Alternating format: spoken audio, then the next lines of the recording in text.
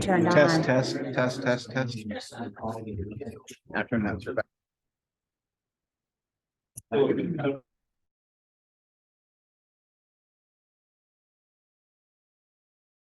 Flag salute, please. Move your hats, you got them?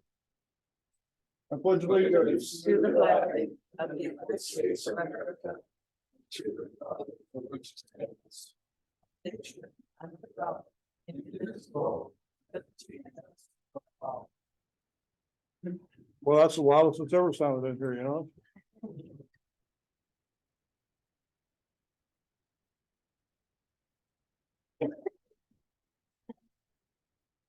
Okay, I'll entertain a motion to accept the consent agenda. I will accept the motion to accept the consent agenda. I'll second that. It's been moved in second. All those in favor say aye. Okay. Opposed? Motion carries. Okay, department reports. Mike Fisher had his sent here. Do you have that?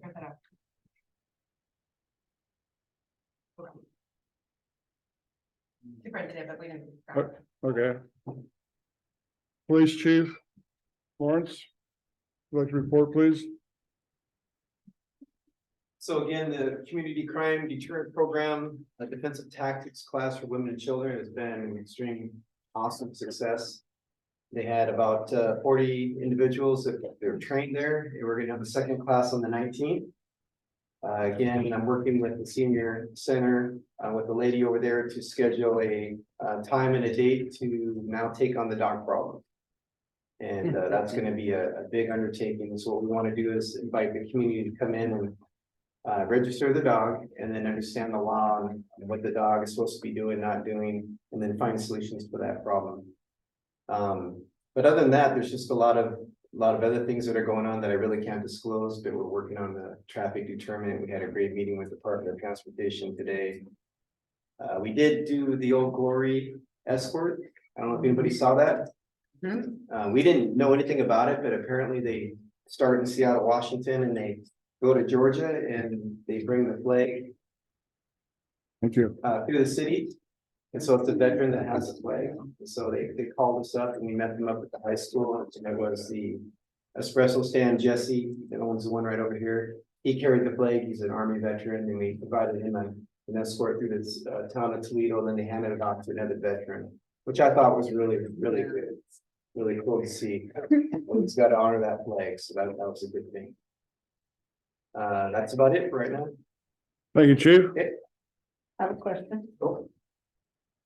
You included the report in the newspaper. And that 389-100 assaults by intimate partners, that's been awfully well.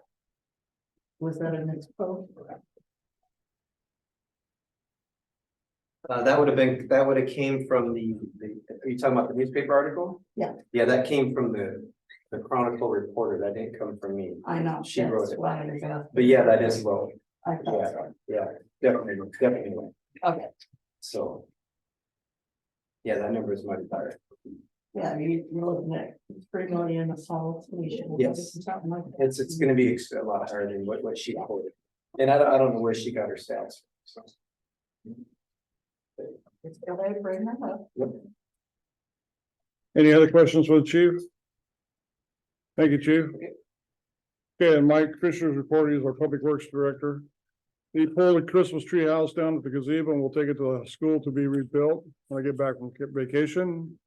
Finish the access road to well number 1 and pre-leveled around the well house. Hauled rock for the city. Stock to replace and was used for number 1 well. Sent TIB information off and sent the Toledo schedule for the work to be done. Installed a new screw press and is now online and operational. John and Mike both had time off. That's all I got for Mike's report. Moving on. Rachel? We had our first training with Mossy Rock this week, which went really well. So we got quarterlies done. She went over all of that with me. I don't know if I reported last week that we had Firefly up and running with some project that Sunny's working on, and we've already brought in $2,100 in reservations, I think, in like less than 10 days. I found a grant that we need to apply for by May 1st. It's a $20,000 grant to help us archive those files in the back to go through everything, which would be really nice. I've got Cindy, she's helping out working on Doxo, which would take over. We used to have the automatic payments where people sent in the ACH forms and then we just did the automatic out of their account. Doxo's actually something that'll get hooked into the city website, which most cities have the ability to go to their website and it says pay water sewer. So you can just click on it and you can set it up automatically to be withdrawn from your account. Doxo, we've had it. There's like 3 people in the city that actually use it. I'm not sure where they found it or when they came up with this, but it's something that we've already had. So we're just gonna push that a little bit more instead of having everyone fill out new ACH forms because it's more paperwork. And then people are mailing us in their bank account information with. Cindy's also working on getting the fees updated in the front. It seems like a lot of our fees that have been posted out front are incorrect. And there's a workshop for on April 24th to go over the park rules and regulations, which we haven't found. I know the lawyers kind of helped us with some of it, but we actually need to sit down and go over all that. So it'll be the next workshop. That's it. Thanks, Rachel. Is there any questions for Rachel? So that Doxo, that was gonna be on the website for, but That's the plan, yeah, and it should, my understanding with it, you can go in and just set it up to automatically withdraw, or people that call in and wanna pay over the phone, we can just direct them, hey, you can just go on the website and pay from your phone, it's just like a click here to pay your water sewer. So, fantastic. yeah. And with that grant, by May 1st, can you email me some more information? Yes, it opens May 1st, Okay, it opens May Yeah. 1st. so we're not behind the ball on that. Okay. But it is a $20,000 grant, and it'd be really good to get that. Yeah, because we need someone definitely. professional, I think, to come in and let us know Absolutely. what we can Yeah, archive yeah, and what we can't. definitely. And then just to reorganize everything and make it a little bit more user friendly back Yeah, there. absolutely. Oh, and I'm also getting everything moved over to the server, so anything from here on out is being done electronically, so bills are electronic, payroll electronic, so everything's in the server and it's, like payroll and it's January payroll, February payroll. So I don't know if they sort stuff like that previously, but I feel like a lot of it was done on paper, so I'm just trying to switch it over to where I can find it. I'm sure they have their stuff filed somewhere, but I'm not sure where. Anything else for Rachel? Thank you, Rachel. Okay, let's move on to council reports. Let me remind you to try to keep your reports to 3 minutes, please, because we got a full agenda tonight. First on the report, council report is Emily. The only report I have is that on the 29th is the recycling event. It's up on the website of Toledo, so come bring tires, bring glass recycling. And there's a list of different things that you can bring. I will have the city print those off, and I'll have our officer post them at different places around town. And let's clean up Toledo. So, and also for the park, we need to get 2 more bids for. That's coming up later. Oh, that's coming up later. Yeah. Okay, all right. But the end. And it's being held at the South County Park parking lot. Yes. So. Everybody know where the South County Park parking lot is? That's where it's gonna be held, because they feel there's gonna be a volume of traffic there, and everybody would need to get in and get out with their garbage, recycle, whatever you got. Yeah. Well, not so much garbage, recycle tires and stuff like that. Yeah, and hazardous waste as well. So paints and things like that. Do you have the hours on that? 10 to 2, Thank you. I have those, by the way, if you're anything. anyway. That it? That's what I know. And Okay. once the tire collection deal is filled, then it's done. So 4 per family. Okay, That's what I know. thank you, Emily. Eric? I'm gonna let Steve talk about the WashDOT meeting, which was a fantastic meeting that we had today. Other than that, I have nothing else to report. All right, Shelley, Nothing for me? Kathy, Me neither. Jamie, No, not really.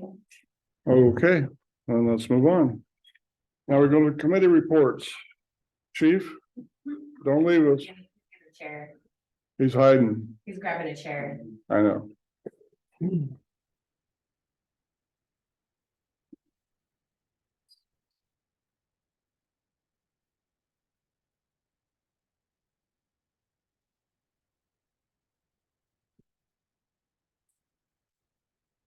For committee reports,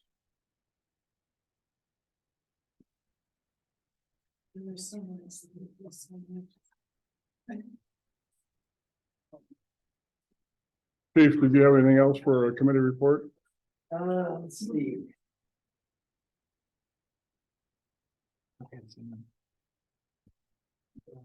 There was something that I was gonna talk about, but I'll pass it right now. Okay. Anybody here from the park board? Nobody? I haven't. Okay, Oh, hey, Hey, Mary. Oh, yeah. Really didn't have to do the part. oh, yeah. And my name is Mary. Mary, what? Carol. Yeah. Welcome. So, but I don't have any report because I really need it. that's what we like, short speeches. We like that. We like that. Thank you for your volunteers. Yes, And also, I would also like to say thank you to all of our volunteers in Toledo because we wouldn't be what we are without you. So, thank you. that's for sure. Planning Commission, Steve, Nothing since last meeting, other than the fact that we held a meeting with the State Department of Transportation today. With regard to our concerns over pedestrian safety and speeding through town. They offered up some suggestions and some fixes, some on a temporary basis while they do some studies, which they say will take place in June or July, but ultimately their goal is to place center line curving at all of the places we have crosswalk. And those center line curves are marked with red and yellow paint. And there's also a sign that sticks up that says stop for pedestrians. We're hoping that will help get people to slow down, and it gives the vision of a much narrower lane than you actually have. So it might induce people to slow down. We've made a request that they take back to the state traffic commission for a 20-mile-an-hour zone from the supermarket to the bridge going through the heart of downtown. We are going to be replacing or relocating some signs on a temporary basis for the bridge area. Try to get people to understand it's not a launch pad from the beginning of the bridge across. So hopefully they'll place a 25-mile-an-hour sign at the beginning of the bridge. And ultimately, they'll move the 50-mile-an-hour sign back to on the other side of Ray Road.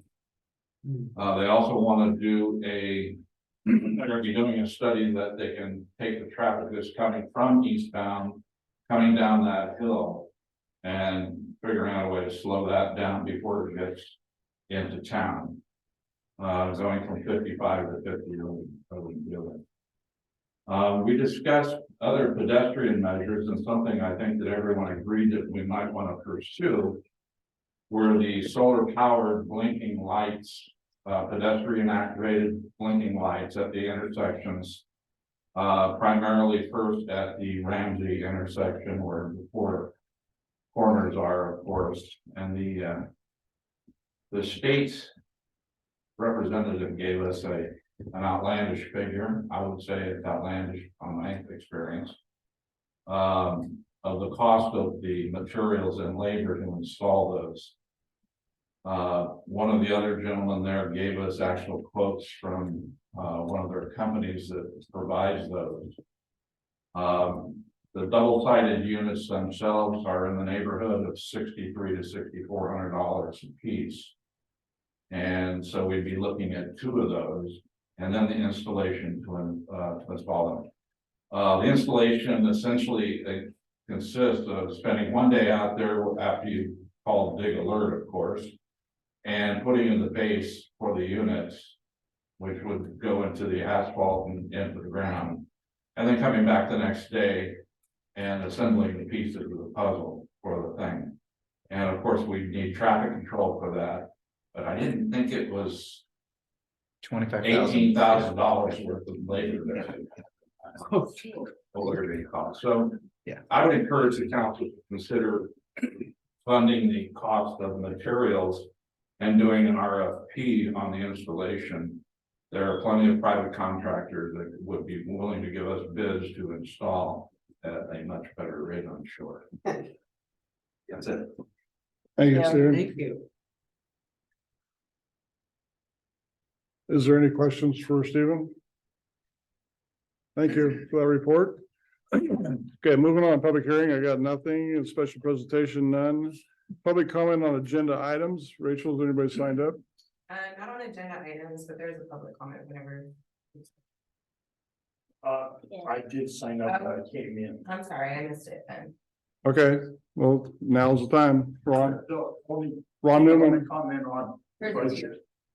I saw on the agenda was, consideration to, give recognition to the program for missing and murdered individuals. I just want to go on record as saying that I think Toledo should lead in that activity. And, not too many people know that the murder rate among indigenous women is 10 times that of the normal, population. And not too many people know that the number 3 cause of death in indigenous women is not diseases like it is among the general population, but rather the number 3 reason is murder. And Toledo has a long, rich history of support and cooperation with the Native Americans in our area. And I just think if any city, any town should lead in effort to make this situation better known. People be better aware of the seriousness of what is taking place in that particular segment of the population, not only in our community or our county, but actually across our nation. Then we should be a leader, and that's all I have to say. Thanks, Ron. Thank you, Ron. Mr. Mayor. Go ahead. So as far as in my report, thank you for bringing that up. So Mr. Mayor and the city council and members of the city of Toledo, the citizens, as you know, I'm Native American. I'm also non-tribal as well. This is something that's very important to me because I believe that all women, not just Native American women, but all women are sacred. And none of them should be put in a position where they're threatened, they're being hit, or they feel in jeopardy for their lives, period. I mean, that's a no, I will never give any ground on that. And so the city of Toledo, one reason I came here to the city of Toledo is because you have a beautiful city, you have a beautiful community. And it's like a jewel. I call it the jewel in Lewis County is the way I look at Toledo. And I say that because of just the partnership and people working together to get to a certain area or certain goals achieved, right? Now, some people might have disagreements, we understand that, but for the majority of it is you agree to disagree and move on.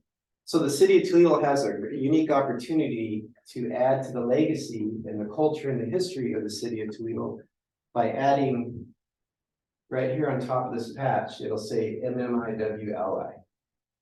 Now, to put that in perspective, there isn't a single law enforcement agency in Lewis County, in Pierce County, in King County, across the United States of America that has done that. There is not one, not one. And tonight, the city council and the mayor, with the support of the citizens, can affirm that action, and we can become the very first ones to do that. And that's not just for indigenous women and children, it's for all of them. And so the idea is that patch is being developed by a local, business owner. And so when one of those is sold to another agency, some of those proceeds will go to the city of Toledo. And then the rest of the proceeds would go to the MMIW advocates across the state of Washington that have limited budgets to bring awareness and demand justice. So that's the rest of my council report right there that I Okay, offer. So I raise my hands to you and I say thank you for your support. thanks, chief. Thanks. Any other public comments that we have on the list, Rachel? Give public comments, yeah, not on the agenda items, though. On the agenda items? There's public input. Okay. Yeah. So we'll get right to the new business. New business swearing in Raina Beaver, utilities clerk. Raina, come on up here. Okay, before you do that, has council approved her hire? Because I think we should do that first if we have it. Well, under my reign, I can hire personnel in the office to do work under my guidance. I don't have to go through council to hire somebody. Is that correct, Rachel? Honestly, don't know. I think, for the treasurer and the clerk, I was my understanding that council has to approve them. But since she's just an assistant, I'm not sure, legally what needs to. And this is a part-time position. It's a part-time position. Yeah, she's just an assistant. And the reason And she'd I'm be just sworn in bringing is it because up she's touching because I money. think we should do it the right way. Well, I hired her. I don't want to fire her. She did turn out really good. I'm not saying anything against that. I'm just saying, do we know what the rules are? And are we going by what the rules are? The rules are I can hire a part-time position without going through the council. That's my understanding, correct? Yes. Okay, She needs to be legally sworn in. Then I'm gonna Yeah. swear her in. Touch right. money. So then Before, now we do it. before in, I wanted to cover that we covered all our bases. Mhm. Bases covered. Raina, come on up here. Oh, you're gonna sneak in behind me? No, we're not on film, are we? Yeah, you can see, they can see the camera. I don't know if you can hear the microphone or not. Okay. When I say my name, you say your name, just raise your right hand. There you go.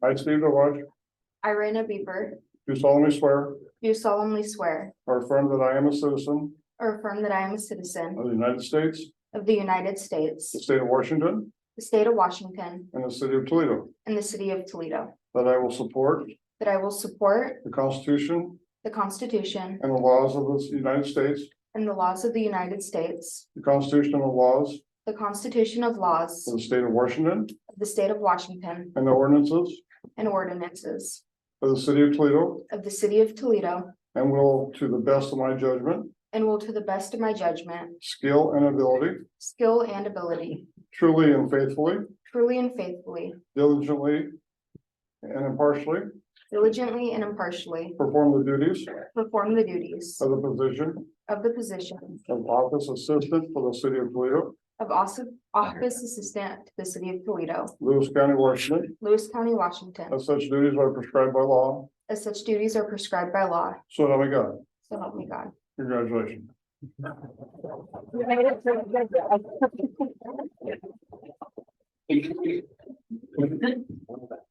One down and 15 more to go. Bear with us.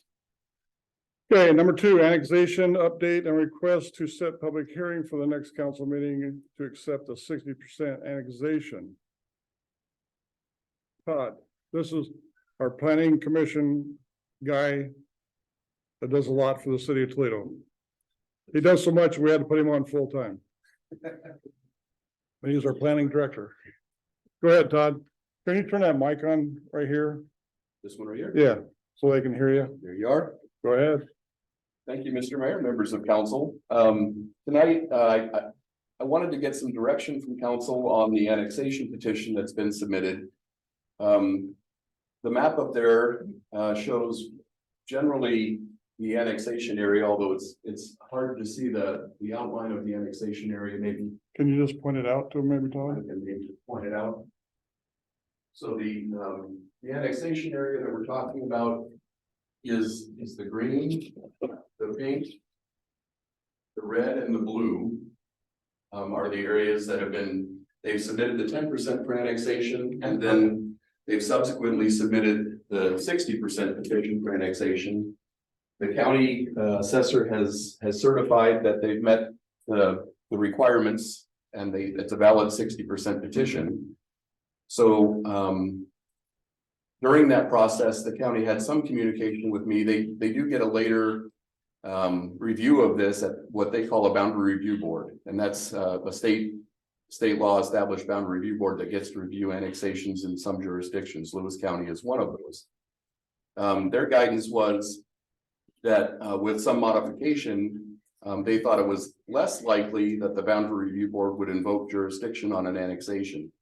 Boundary review boards can invoke jurisdiction because they see something that looks afoul, or because it looks like maybe there are inconsistent boundaries being annexed, or they can be petitioned by one of the taxing districts or even one of the citizens to invoke jurisdiction, and then they can review an annexation petition. That their review sometimes can take 3 to 4 months.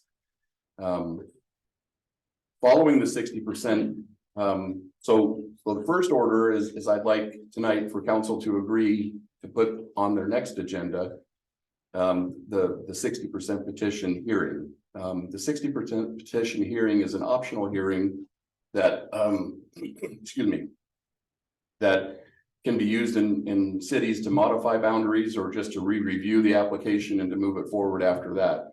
In this case, my communication with Lewis County, they've noticed a piece that was up on Toledo Vader that's excluded from the annexation. That's this little yellow piece right there, right here. I don't know who the property owner of that piece is, but they, for some reason, weren't included in the annexation when it was submitted. When I reached out to the applicant, they said that they had simply received no response. But what Lewis County is telling me is it's less likely that the boundary review board would invoke jurisdiction if we were to include that piece, because right now it looks like we're leaving a little hole that would maybe never be annexed if we don't include it now. So part of what I will be presenting at, should you choose to submit, should you choose to hold a 60% petition hearing at your next meeting, I'll be asking you to modify the boundaries. Between now and then, we're going to try to reach out to that property owner and find out if they're interested or opposed. But that would be a modification that we might consider, and that is the reason I'm asking you all to set the 60% petition hearing so that we can consider modifying the boundary at that point. So that's my staff report on the 60% petition for annexation. If there are any questions on annexation or any of that, I'd be happy to answer. So if this individual or property owner opposes it and we have annexed them, are we now looking at litigation? No, so cities can annex property even if they are opposed. You do that for very much the same reason that Lewis County has indicated here, is that you don't want to create holds within the city. It makes it difficult for city services because you're serving the areas surrounding them, but not them. So it's confusing for people, when they try to get in touch with law enforcement or other city services, they're not sure who serves them.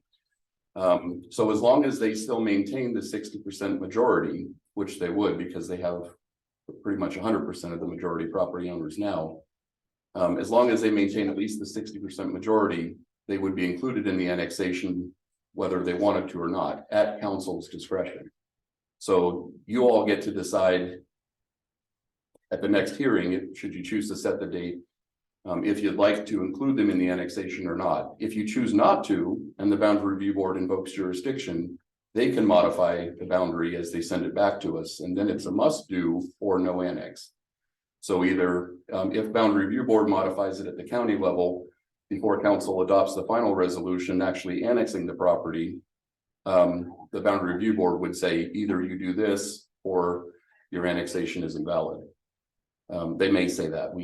we're trying to guess at what makes it go quicker through the county. And certainly if they don't invoke jurisdiction, there's only a 45-day notice, which I can circulate after the 60% petition. So that's why we're doing this, but the short of the matter is if the county and city want to force them in, they can force them in even if they don't want to. I don't know as you all want to do that, but the county may require it at the end of the day. That's part of the annexation process. We're gonna try to do it the kinder and gentler way, though. We're gonna reach out first and see if we know somebody that can get in contact with that property owner, just ask them if they're interested or opposed. Okay. I'd like to make a motion before we start talking about this a whole lot more. I'd like to make a motion that we schedule the 60% hearing. For the next council meeting. I would second Oh. that motion. It's been moved and seconded. Maybe Uh, add something. I have more questions. Well, let's pass this first, then I'll get to your questions, okay? No, the discussion is before we vote on it. Yeah. we can have Discussion. But we haven't passed the motion yet. We can discuss. Yeah, we have a motion And and a then second. we can and we pass. discuss. Well, the way I understand it, we have a motion, we vote on the motion. To pass it or not pass it, then you have discussion on the motion. No, we No. have a motion, no, make a motion, second the motion, talk about the motion, make a motion. Yeah, We can discuss. that's the correct way. Did you understand that, Don? Yep. Yeah, I bet you did. I bet you did. Okay, there's been a motion made. I have another question, Kathy, did you have something? No, I was just gonna say, we can discuss it now. Oh, okay. Okay, let's talk. Good job. So I did have a second question. On the 45-day notice, have we got everything, all our ducks in a row so that there are no issues on that 45-day notice? We do, if council chooses not to have a 60% petition hearing, I can send a 45-day notice now. Because we do have a valid 60% petition in front of us, but I would not be able to modify the boundary. I would send that forward with the way it is now. So what we'd like to do then is have the meeting, approve it, Consider. then send the notice. Yes, that's correct. The reason I'm asking you all this at the meeting is because it's been indicated that if we modify the boundary, it's less likely that the county is going to get involved. So you can consider whether or not you want to modify the boundary at the hearing. I'm just asking you tonight to set the hearing date. You could still choose not to modify the boundary, and then it would move forward at that point. Once we have the 60% hearing, assuming council continues to accept the petition, then I can send a 45-day notice, and we are ready to do that. Do we need to post to the public that we're having this hearing for this annexation? Yes, that 60% petition will also be posted in all the same places where legal notices for council hearings are posted. So it basically seems like what this is they've noticed a little discrepancy. And they're saying, hey, we need to say to everyone else, oh my gosh. We need to put this out there before the final paperwork goes through. And then we all can talk about stuff before the final paperwork goes through. That's what this seems like to me. This is the Right. step before the final. The step yes. before, yes, Yeah. the step before. We're just Right. alerting everybody that the city's having another hearing on this. You had a Right. hearing on the 10% Right. and you accepted that. Right. The 60% is optional, but we have a valid 60%. We're being asked by the county to consider modifying the boundary to make it maybe something they don't invoke jurisdiction on. So I'm asking you to set that hearing date. And then once that's done, we'll send it off to the county, and also we'll notify taxing districts by mail. And then also continue on with the public noticing process. Then it'll come back to you all after it goes through the 45-day review, assuming they don't invoke jurisdiction. Then it'll come back to you all for final adoption before it's actually part of the city. But at that point, you can't, after the 60%, you can't modify the boundaries anymore. Okay, I have a question now. Thank you, Todd. So that's not the only one that's kind of a little outlier. There's even more of an outlier there, unless I'm incorrect. The little blue square, is that part of the annexation, the one on On the highway. London? Yeah, right in the corner, right in that crook of the corner. It's dark blue right next to the yellow. This piece, Yeah, I believe that piece is included in the boundary. Okay. and also the school, the purple piece is being Yeah, included. the school is also being annexed. as is. Oh, is it now? Yeah. Oh, okay, cool. Okay. Yeah, the only issue that the county has raised so far is just asking. Sure. My question is, will this fix the checkerboard of in the city, not the city down on Alder Street? Cause we live right at the end of Second, we're in the city limits, but Stovers and Mike Groves on each side of us, we're told we're not. They're not. So how, we've never understood how that works. There's no change to that being made. I mean, if you're gonna, Oh, you're make right. some boundary corrections and things, shouldn't that be fixed? Todd, It's like a checkerboard down there. Yeah, I see that. I see that. what do you think? What do you think, Todd? So if I can get some more information on that, as long as you maintain the 60% with the annexation, I believe you can modify that. That area as well, if you needed to clean up some city limits there. Okay, And I think that would probably look favorable if you do have in fact checkerboard or holes, and that would look favorable when it goes to boundary review board if we were doing more than just annexing. okay, But I need to know more about where that is specifically. Okay. Reach out, yeah. we'll reach out to you and get some more information for Yeah, you. if you will, I can give you my Yeah, card. and it's funny because Alder Street, it's just a checkerboard of who's in and who's, but we're all on the same street. So it seems really odd to be. Okay, well, and that's what they're trying to correct Yeah, here, it's like who hooked just your making water, sure that it's all in or all out. Or something, whether Okay. you're in or not, so. We'll get him some more information. Yeah, that's, if you're fixing things, that would give. That'd be a good time to fix it. Okay, so we have a motion on the floor now. We've talked about it. Any more questions? Do we have any more discussion? I think that's my line. Do we have any more discussion on the motion on the floor? It's been seconded. Then we can vote on it. To the council, all those in favor say aye. Aye. Opposed? Motion carries. Thanks, Todd. Thank you. We'll see that on the next council agenda. Okay. Number 3, building permitting transitions to the city and review services. Thank you, sir. That's you too. Thank you, Mr. Mayor, members of council. I've received some direction, albeit informally, that the city would like to internalize some of their building permit and plan review services as well as their planning review, which they currently do. Currently, you have an intergovernmental agreement that's quite old. I think it was back in the 80s that it was last updated. It is with Lewis County. Lewis County currently reviews all of your building permits as they come into the city. They accept all of the fees and applications. The city simply fills out a form that says it meets our current zoning and land use regulations, and then the county reviews it and takes care of all the building permit review and inspection. Some of the discussion has been that the city might like to internalize that in order to capture some of those building permit fees and help to enhance city services here locally. And in doing that, you would need to take on more of that responsibility and think about how those plans would continue to get reviewed. I've had a couple of different conversations. I talked to Brian over in Napavine. He's their current building and planning and plans examiner.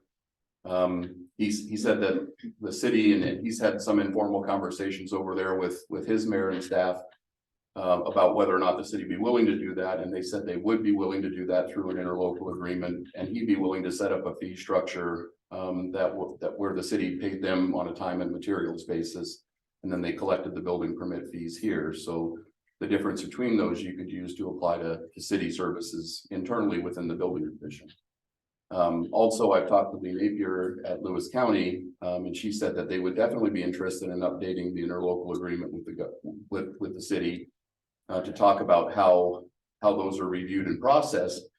And without any direction from council, we didn't talk too much further about it with either one of those.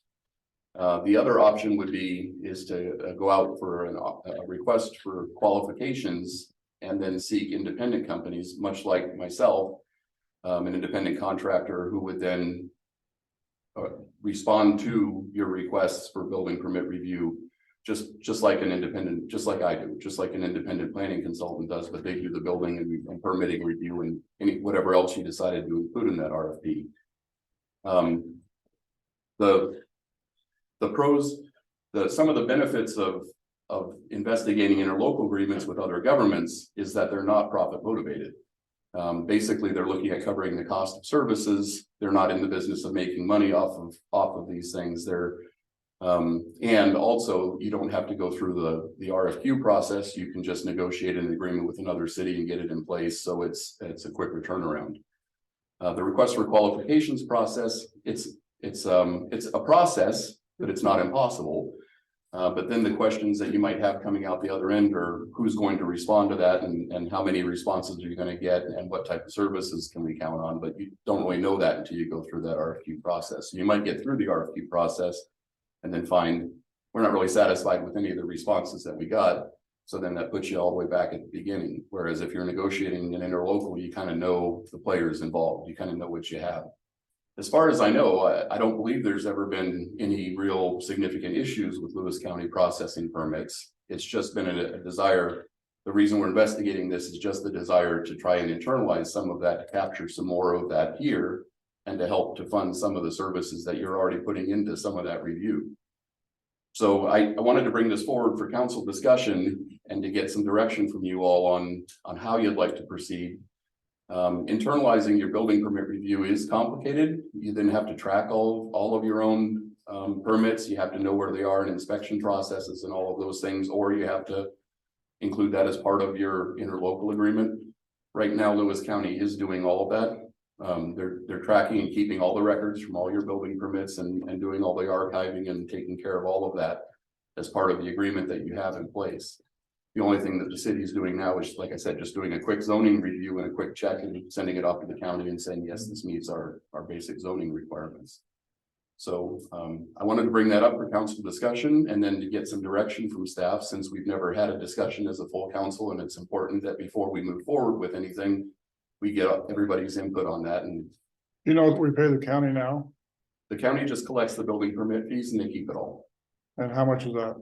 Well, it varies based on the cost of the building. Okay, So, I mean, it could be a couple $1,000s for a permit, or if you do something, you know, major, then it's a percentage of the percentage of the building permit. So you're about to see a lot more building permits come in with a new subdivision seeking approval. And then already too in town, we're seeing more building permit applications come in. So I think if you're going to make a change, now is probably a good time to do it. But I don't know.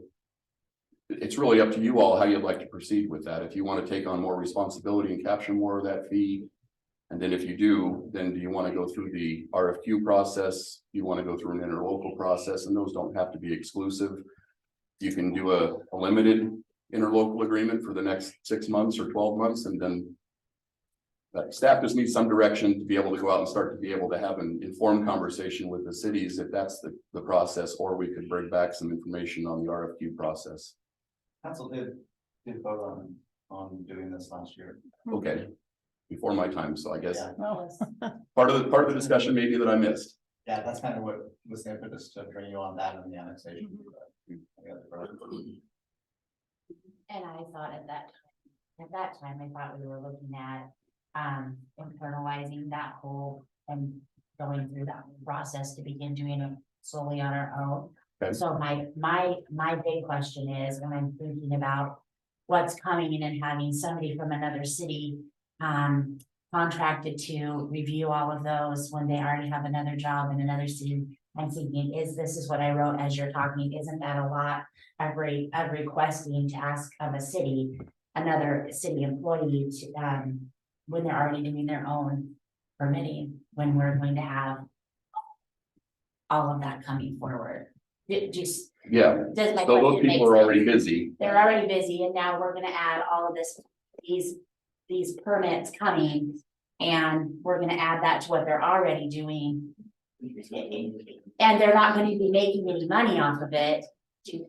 That's a valid point. So how are they going to then continue their job without adding more staff, and then where do we go from there? So, The same could be true for private sector contractors, although right, you do have more control over private sector contractors because you can choose the staff and the company that you work with. Interlocals, you have the same ability. You can pick which jurisdiction you'd like to work with. that's my only We did concern. speak with Winlock Robert Webster Winlock. That's what I wanted to bring up, that, we had talked with Robert Webster, and he had agreed do at least the inspection part of it. Yes. I didn't know how we left it with the, well, I think we were internally going to do the permitting. That was. Once that whole schedule has been restructured. And I don't know if he's still willing. Of course, we'd be paying him to be the Or inspector. it would be an interlocal. It would be an interlocal agreement. I'd much rather see us pursue that at this point. Actually, maybe Stevens.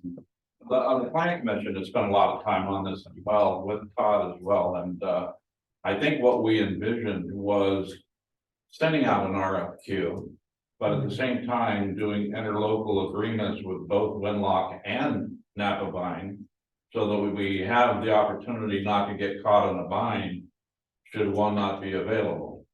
Because there's certainly, I do recall Robert Webster, and I'm not sure if Napa Vine is getting to that point or not, is that Webster in his, in the meeting with the Lewis County Growth Committee indicated that they had this many units available, but then they were done. So there may be coming a time, not too distant future, where he's gonna have a loss of things to do. And I don't know where Brian sits on that as well, but I think that if we have interlocals with both of them, while we do the RFQ process, we may go through the RFQ process and decide, like Todd said, we're not really interested in any of these people, but we have the interlocal with the two other agencies so that we have the best chance of getting someone to respond to our call. Should we have concerns about consistency with multiple people? I saw Mike writing something down, I think you guys reading his mind. I mean, that is always a consideration. They are administering the building code, but they may administer it slightly differently in how they approach different situations. What led to all this is we had to refund some landowner in town who thought that he was gonna be able to build on his property.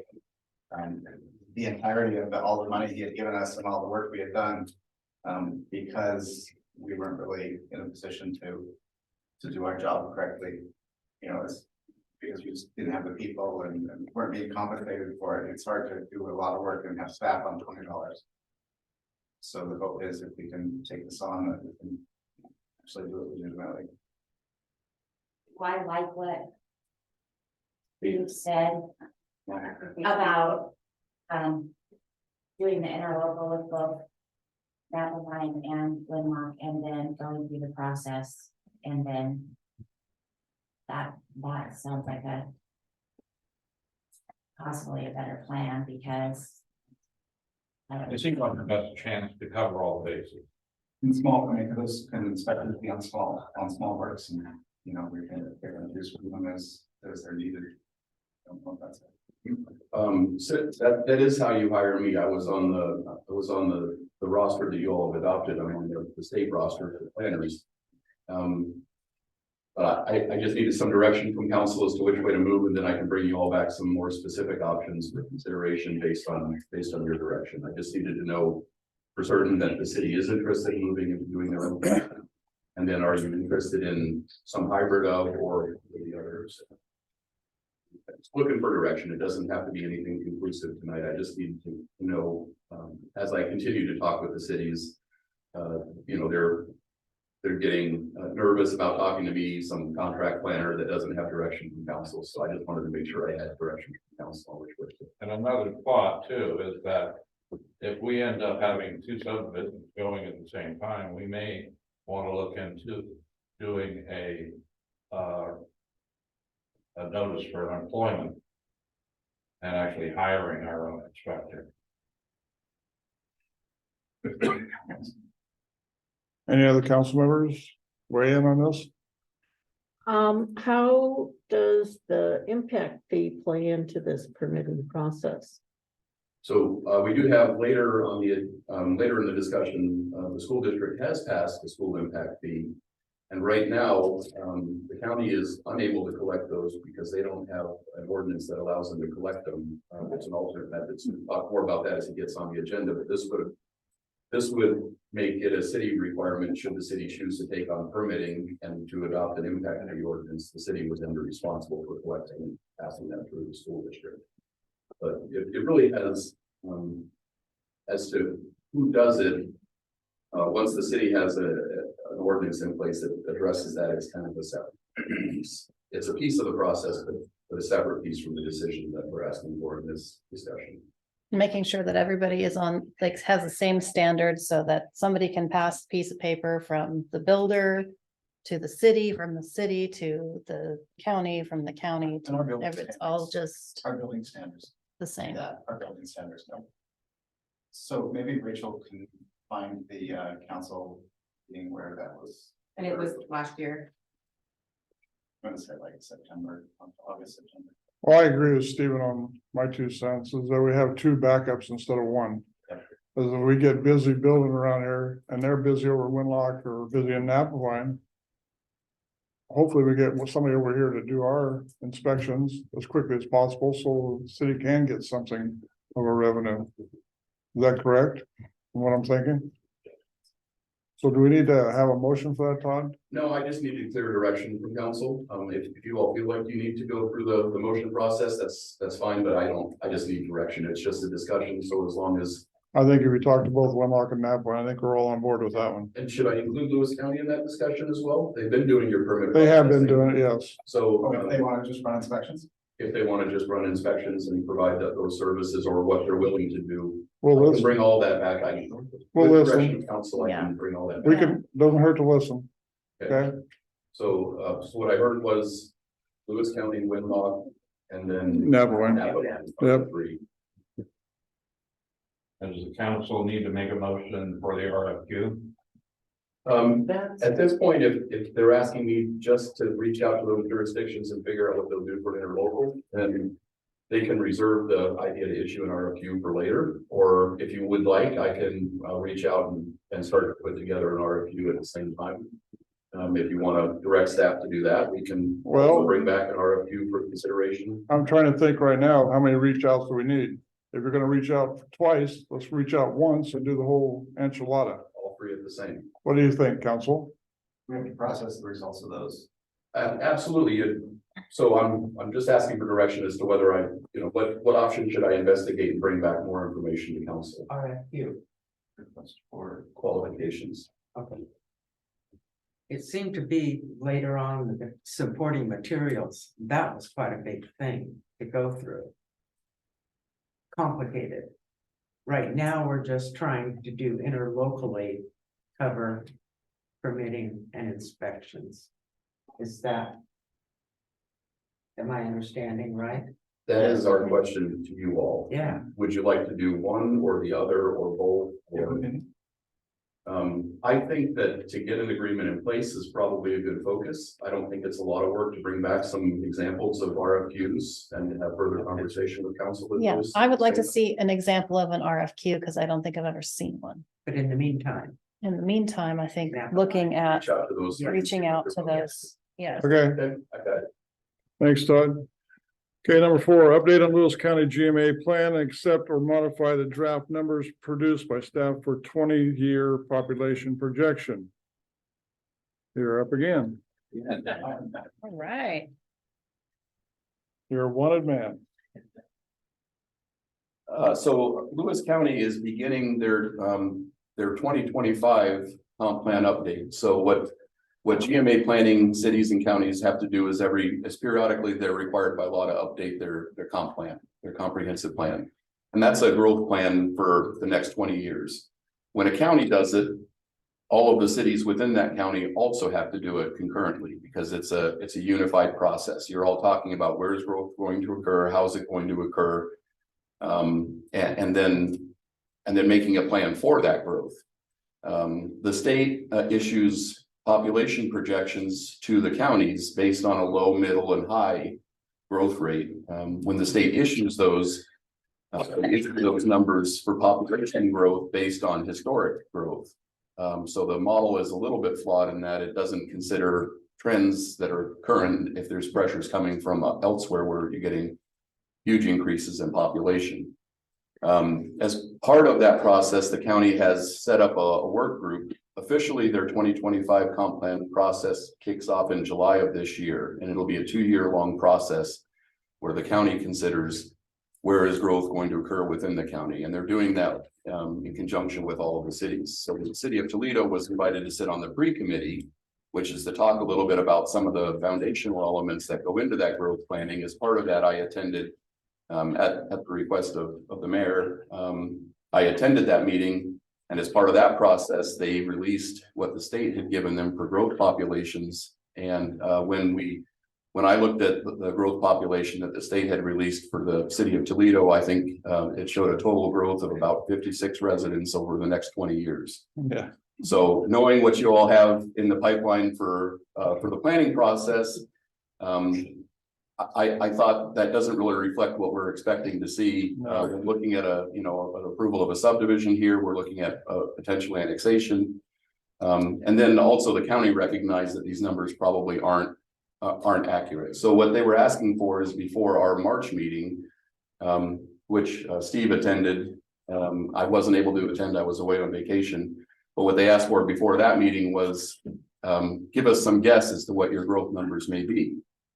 Usually that type of process in a GMA planning city and county goes through a public review and a process and a city review. In this case, we just needed to get them numbers so that they knew that they were grossly disproportionate from what we were expecting. So what I did is I just used some basic math and some generally accepted planning numbers, and I came up with some off-the-cuff numbers, but I heavily qualified those. These aren't official. These haven't been reviewed by council. They haven't been reviewed. They haven't been approved by anybody. These are just numbers that I'm coming up with to help to form this process because you need them right now. So we provided them with numbers. And I believe you all received a copy of the spreadsheet that I put together as part of your packet. But basically, what our population projections were was about the addition of about 1,790 residents over the next 20 years. And the way I can go into more detail if you'd like me to on how I came up with that number. But basically what I'm hoping for is that you all can take a look at that number and at least for now as a placeholder, we can make it an official number on behalf of the city saying this is what we expect for population growth for the next 20 years. That will shape and evolve as we go through. There's a 2-year-long public process. There's going to be a lot of input into this from not only the residents within the city, but also residents within the county, state and federal agencies. So these numbers aren't firm, but they're going to get firmer as we move forward. And the initial number that we provide is going to set some form of benchmark as we continue to go through that process with the county. So what I'd like tonight is for you all to ask any questions that you have about that number, and then make a motion to accept that number as the formal number for use in preliminary planning. I don't know if we can accept it or not, Todd, because it's just like a guesstimation. Just like when they guessed 20 years ago, they're way off. We could be way off with numbers too. Obviously, we don't know. We don't have a crystal ball saying how many people are going to move in, and there might be 200 people tomorrow. I don't know. But I'm just saying, it's kind of a guesstimation is what we're trying to vote on right now. I think that 1,000 or 1,700 is probably factual. Better guess than 56, maybe. Yeah, better than 56 that they're predicted for the last 20 years. That's for sure. Do you want us to have a council vote on or ask questions? I think if you want to ask questions, but I think as an alternate, if you're not comfortable with that number, then you could direct staff to come up with more information or a better number. I provided this number as an unblessed, unaccepted number. So, you all are free to change it, and certainly asking you to approve a number off the cuff without a lot of background information. If you want to give me more direction on what you all need to make a more informed decision, I'd be happy to bring that back at a later date. We can have 6 different figures for you here. Yeah. 6 different ideas, because everybody's got a thought, and I'm okay with that. Everybody's got a thought, but I can't predict how many's gonna be here in 20 years. Hell, I might not even be here in 20 years. I don't know. Anyway. The emails that we've been getting from Lewis County, right, saying that they need this number by a certain date, right? Yeah. So we do have to provide a number. Okay. This has been the work. Oh, we did? I provided this number Okay. as a Yeah. placeholder, so now we've. Right, I'm we've just met saying our we've got to requirement. come up with something, yeah. Okay, But the pressure is on to come up with something. okay. Yes, and with the subdivision coming in with 100 and, what is it? 99 houses And then 2 following that. And times following. 4 people in each house. Well, the math assumed the hundred lots, and I assumed with the census data as it shows for this area, it's probably 2.57 residents per household, so. Todd, could you move up by the mic, please? Sure, sorry. Keep on trying to move out of everybody's way, it's packed house tonight. What is the advantage to having a higher number versus a lower number?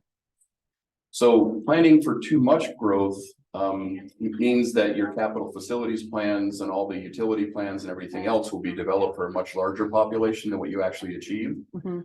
And depending on the pace at which you construct that and fund those things, it may lead to a bunch of infrastructure that you don't have funding for in the future Correct. because Yeah. you've overbuilt the plan for a population that doesn't come.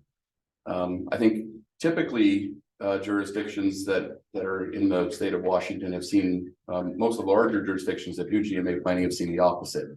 It's the failure to plan for growth. Mhm. So then you end up with a street system that's not set up for growth of, the number of people that are actually coming. You end up with the utilities that are taxed, you end up with public services. And also agency services, because all the police and the fire and everybody else plans from your growth projections. They're all part of the comprehensive plan.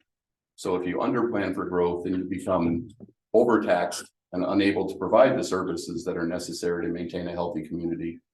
But on the other side, if you overplan for growth, then you end up basically costing yourself more money and effort because you plan for growth that didn't occur, and you've got all the infrastructure and staff in place to do that. So that's the. You're danged if you do and danged if you don't. So this is the projection for the city of Toledo, Mhm. plus whatever annexations could come for 20 years. Yes. Yes, and what I've assumed, for the annexation area, so the Cowlitz Meadows development, I assumed that there were 100 new lots there, slightly less than that. So I assume that would yield about 100 homes and 257 new residents. The annexation area population that I was projecting was about 1,400 residents. And the way I did that was I just used an average of 9 units per acre. And then we did a quick GIS model to see where the constraints were. And we kind of guessed at what they had for developable acres. That did go before planning commission. We talked about developable gross versus net developable. Yeah. So we did vet those numbers through planning commission. We went through that process in their public hearings. The 9 units an acre is just, it's a basic residential density they use for higher density urban development. It's about, it's about a 5,000 or 6,000 square foot lot, which is similar to what you have now. That's just on the average, so. Well, your projection guesstimate doesn't seem out of line at all. No. Especially since we're most likely gonna be moving out to the urban reserve. Right. Our UJ, and that's another report at Right. 600 acres, billable acres. Well, I 63. I think too, it's not way under and it's not way over to hurt ourselves, because you're gonna, like he said, if we have to build for the higher number or over that higher number, we'd have to have 2 sewer systems down there, not just one, but you have to, and we build it and say those numbers never come for 30 years or 40 years or whatever. Well, then you're hurting yourself because you had to pay money to build that second sewer plant. I don't want that. What was that? I want to try and stay in a happy medium somewhere. 1,000. Now, Todd, aren't we able to look at that every 5 years? Yeah, you're able to look at updating your comp plan annually if you want to. Most jurisdictions don't, because it costs a lot of time and money to go through that process as well. But the jurisdictions, the state requires that you update it every 7 years. But every 5 years, you can do a major overhaul if you want to. The state will fund it, I think, every 7 is what their cycle said. When was our last update? It was way long ago. Yeah. It's nice. That's my point. 70 something. Last updated what? The comprehensive plan. Our 20-year plans? Yeah. So that was last. Oh, updated comp in- plan was 2021. 2020. 2020. You did update that in 2020 on your own outside of the county Yeah. process. Yeah. Yeah, right before we got hit with COVID. Yes, Right. it could be, so it could be updated again. What is that? The number that I had for population projections was 1,790. And then the housing supply is about 698 units. is what's. I'll make a motion that we take Todd's numbers as our recommendation to the council. Second. Thank you. It's been moved and seconded. Is there any more discussion? Let's vote on it. All in favor, say aye. Aye. Opposed? Motion carries. Thanks, Todd. Thank you. Move on, school impact fees and how we can collect them. Thank you, Mr. Mayor, members of council. It's you again. That's why we pay him the big bucks, you know that? So I know I have a lot of items on your agenda tonight. The school district had notified us that they have recently adopted a school impact fee. Okay. Impact fees are something that GMA planning, cities and counties are allowed to collect, if they elect to do that. What I have gathered is that this is a community that generally supports their schools and they believe in the longevity of those. So I've been working with Chris Rust from the school district and trying to get them kind of ahead of the curve with the new development coming in to make sure that they have everything in place so that if the city chooses to collect an impact fee, they can. The methodologies to do that, in order to collect those impact fees, you first have to establish a need for the impact fee. And the school district has done a study that has analyzed their capital facilities programming and has provided some ballpark estimates as to what those impact fees may be. And they've in fact adopted an impact fee of about 16,000. Capital facilities plan that includes an impact fee of 15,364, I think, per single family household. So Chris Rutz is the superintendent, as most of you all know, for purposes of introduction for the camera and all. Yeah. So I invited Chris to come tonight if there are questions about the amounts. But what I would like is some clear direction from council as to how you'd like staff to move forward with collecting these. If you're interested in adopting an impact fee collection ordinance, then I can bring back some language and we can talk more about that. The way we're doing it currently, the subdivision application that came in, we've conditioned them through SEPA. SEPA is a State Environmental Policy Act review that all major developments have to go through. And that allows cities and other state and federal organizations, as well as tribes and other government entities, to analyze the environmental impacts and the impacts on services, are the two things that SEPA is limited to. So what we did was we went through and we analyzed their environmental impacts, and then we found that they were in fact going to have an impact on city services. So as a SEPA mitigation condition, we've asked them to satisfy the school district's collection for impact fees just generically in the SEPA. So that is the way you can condition that. If you don't do it there, then because you don't have an impact fee ordinance adopted, you wouldn't be able to collect those.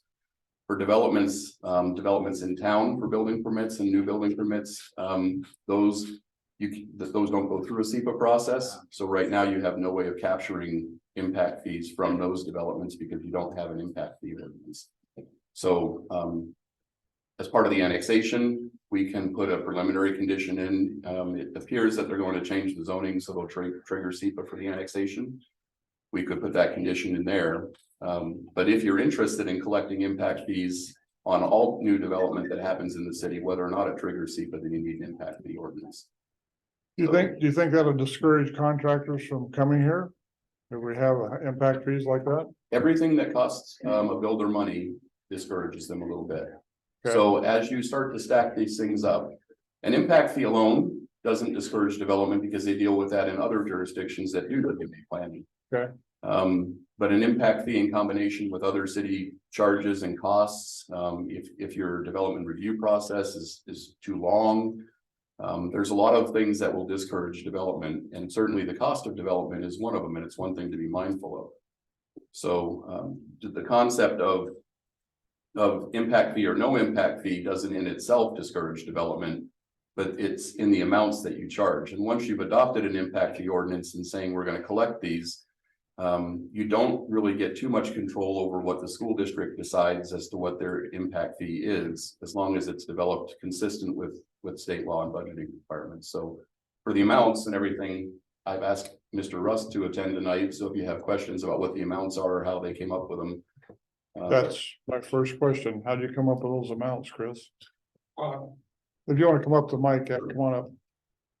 I brought copies of the capital facilities plan. For council. Thank you for doing that, Chris. You're welcome. Thank you. So essentially what we do is we look at. What's the capacity of our current buildings?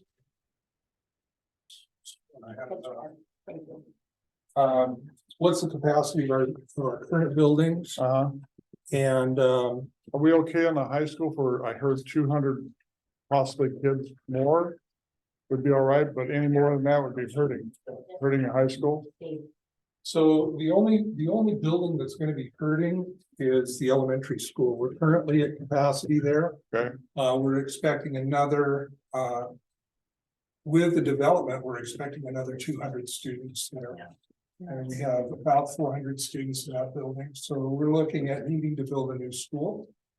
And a new school is a $2022 is a $30 million proposition. So the mitigation fees, go ahead. Even though that's. The increase is coming, but it's not coming in the next year or the year after that, it's gonna be coming in the next 5 years. So can we? Get the schools enlarged by that time in 5 years, or are we just gonna try and do it all at once? Thank you for the segue.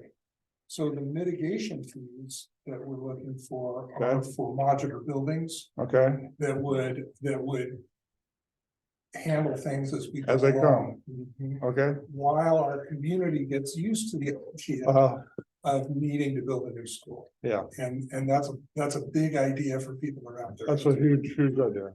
Yeah, because we built that high school.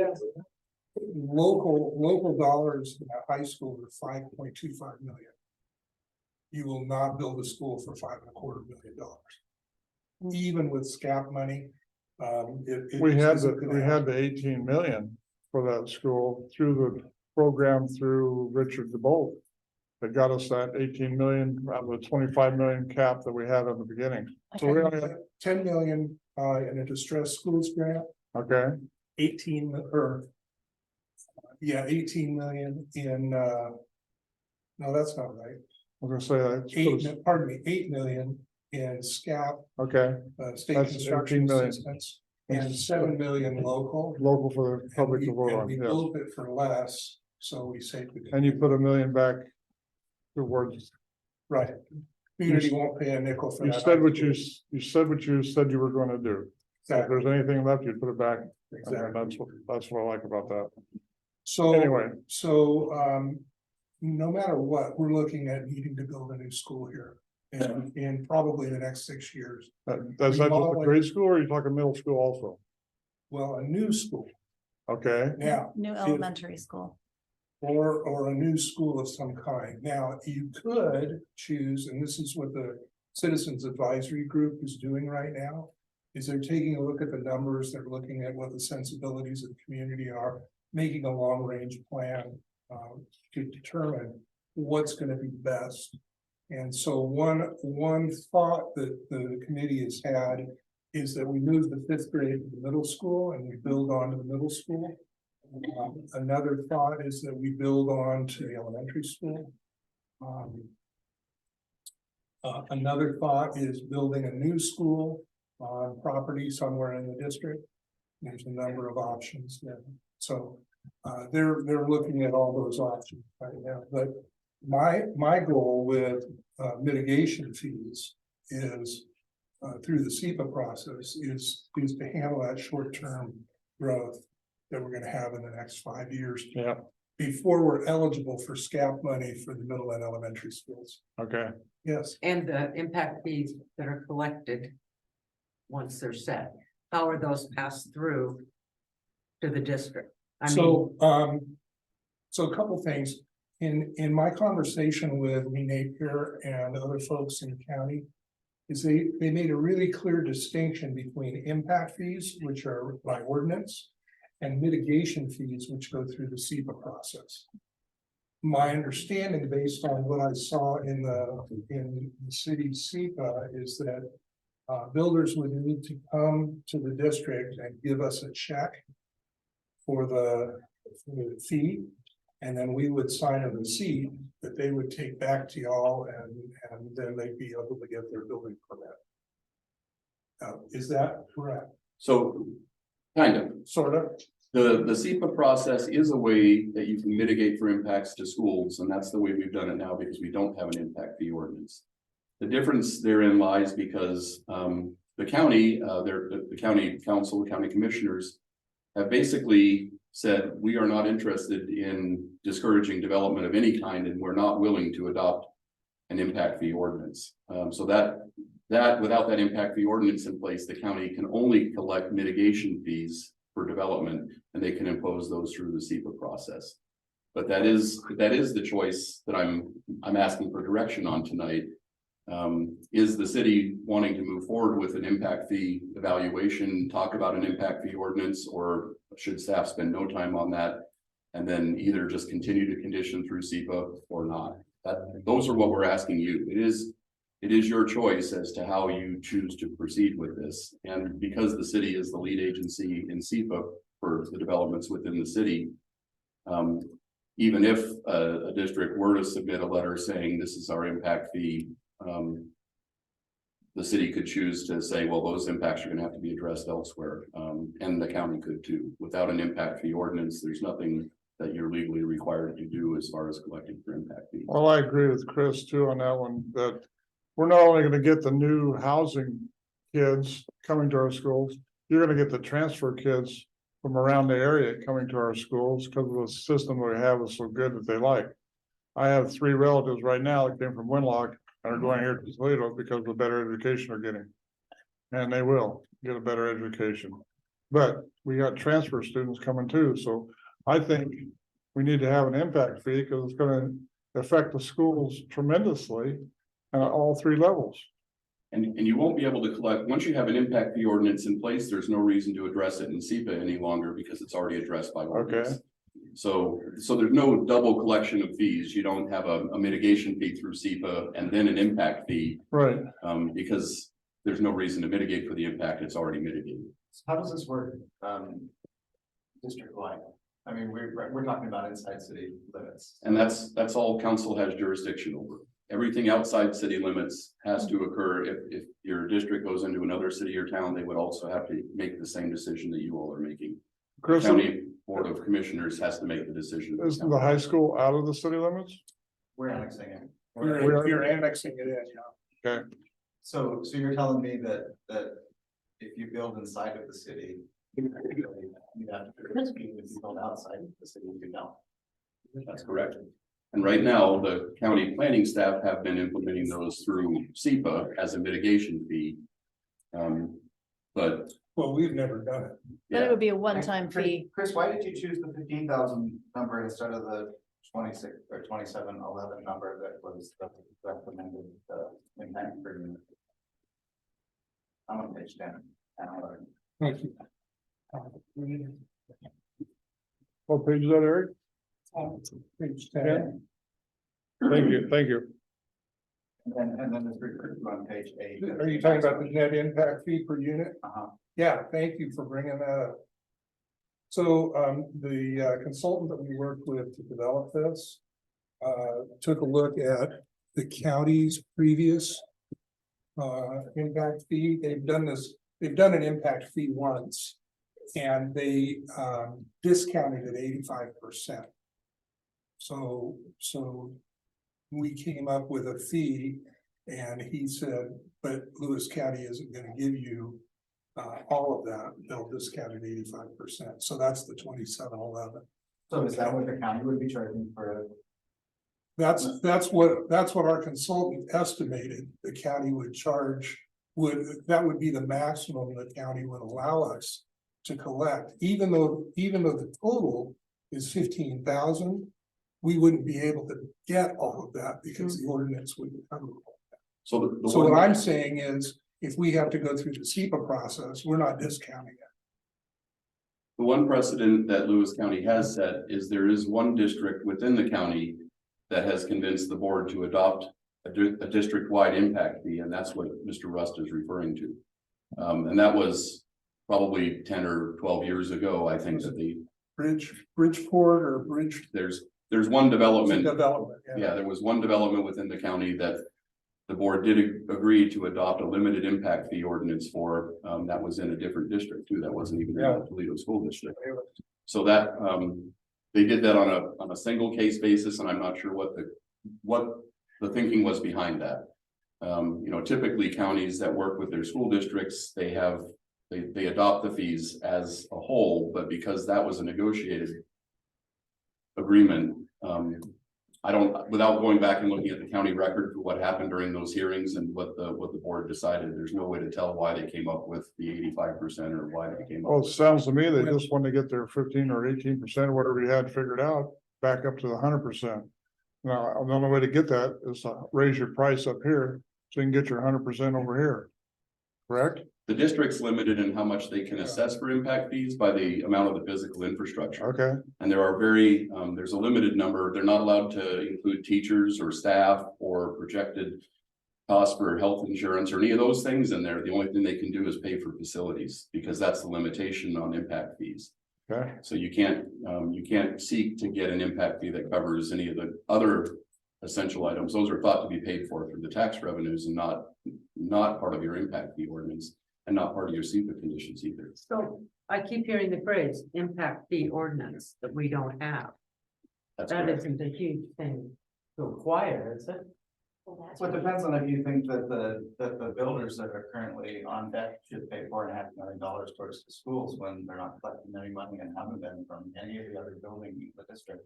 Depends But on so- whether you think the kids should be educated in nice buildings. Obviously, we're not talking about what's good for the kids, it's what is right along the whole, I mean, that's. Sure does. When I came and asked you to create an impact fee, Chris, this isn't what I was thinking, I mean, that's you know, that number is massive, that affects everything, that affects the ability of other impact fees to be had, that affects our ability to negotiate with developers to make sure that the development is done correctly and is integrated with the town. So I feel like I'm misunderstanding this because I thought I heard you say that you're asking the 15,364, right? But when you go through SEPA, they're going to take away 85%. That's not what I heard you saying. No, when we put this together, we were anticipating that we would be going to the Board of County Commissioners. And that they would discount it Okay, 85%. And then In that, order to, if they were gonna do an impact fee, that they would discount it 85, and that would bring you down to the 2711. 2711. Okay, so I Which did hear that, really I just wouldn't- heard the wrong place. the Really wrong- wouldn't do much for us. Well, I'm just trying to, so if you were going through SEPA, would that 50,000 number still be the same? That is the number that will be going. That would be the number. That's the period, number. no matter what. But yeah. So keep in mind, a modular building with 2 classrooms is cited is probably about $400,000. And that will accommodate 50 students. So if we're gonna get 100 new students, we need 2 of those. And so if we did it, if we were to change your process by creating an ordinance and passing it that dealt with impact fees, would that change your amount or would that stay the same? Would be up to you in your ordinance. And then we would have control over that, because I thought I heard Todd say we don't have control over So what school. What, So- I thought I heard him say that we didn't have control over the amount that they were collecting or asked to collect or were charging or however you wanna put it. Right, through an impact fee program, you're correct. That is what I'm saying, is usually when you adopt an impact fee program, you adopt that to recognize the other planning districts, taxing districts within your area. So usually you don't monkey with their numbers. What happened with the county, I have no idea. When they said, we're gonna take your impact fee that you calculated and do 85%. And I'm not an attorney, I'm just a land use planner, so I don't really understand the full impacts of what they did. But from a planning perspective, the school district is trusted to come up with a number as to what it's gonna cost to serve these students. And then the local jurisdictions then just adopt an impact fee ordinance that references the school district's capital facilities plan. And then by adopting your own comp plan update, you adopt their capital facilities plan, and it's all part of the same process. And that's a pass through. And that's just the pass through. I mean, they're the ones that initiate and they say, this is what it's gonna cost to house these students. And if there's ever a challenge to that, then the school district has to step up and prove that number and say, this is where we came up with that number. So if a developer ever wants to challenge that, it's really a challenge to the school district's number, not the city's number. I have no idea what the county did. I could invite Lee Napier here to talk more about that. I bet she's got a ton of experience on it, but. Or I can get more information on my own and try to bring that back to you. The county didn't do anything. The number, the 85% is a number that our consultant came up with, looking at what the county's done in the past. I get that. So I guess then my thought is, So the questions for tonight are just, are you interested in adopting it? I'm not asking for an impact fee ordinance tonight. I'm just Right. asking the questions for staff's direction. Are you interested in pursuing an impact fee ordinance or categorically not? I can provide more information, whatever you need to better make that decision. And then the other half of that question is, right now, because we had no other methods available to us, we imposed that through SEPA, which just went out and was published on the Cowlitz Meadows subdivision. Should we continue to do that from a policy perspective to impose those fees through SEPA? So those are the questions that I'm bringing forward tonight. And I'm not asking for a decision. I'm just asking for what can I bring back to you that'll help you to make a better informed decision on these things, and where should staff spend the time investigating? If you're not at all interested in an impact fee ordinance, then staff shouldn't spend any time investigating. It's my understanding that impact fees are for a number of services that are on the burden of the city, not just school. Is that correct? That is correct. Also, oftentimes there's impact fees for parks. There's impact fees for water and sewer. Please.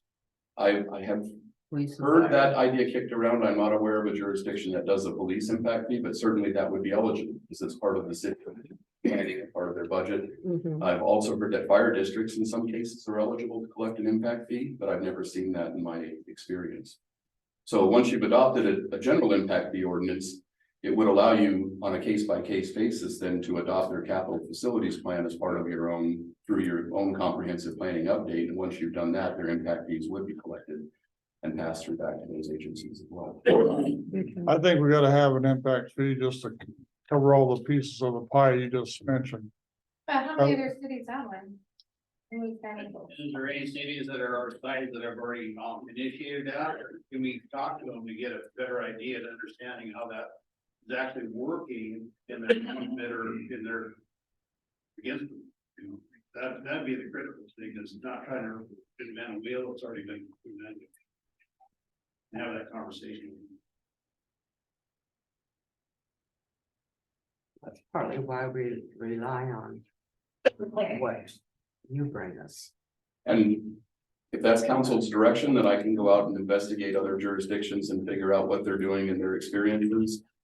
I just needed direction from council before I was gonna spend city resources investigating down the path. I didn't want to spend a bunch of time doing something without clear direction. Okay.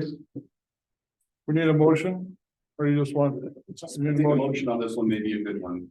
And the motion would simply be. Thanks, Chris. The questions I've asked in the staff report that you have.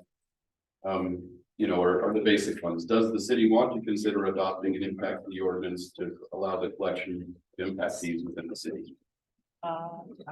That would be the first question. We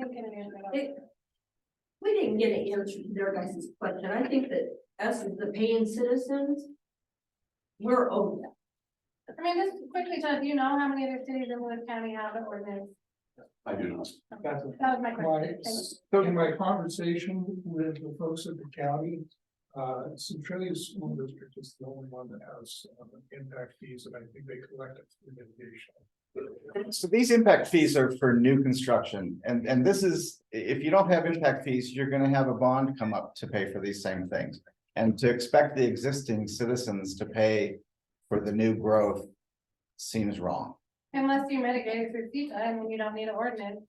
You don't have to be the only city with an ordinance when they could build across the highway where there's no ordinance. That's a very good point.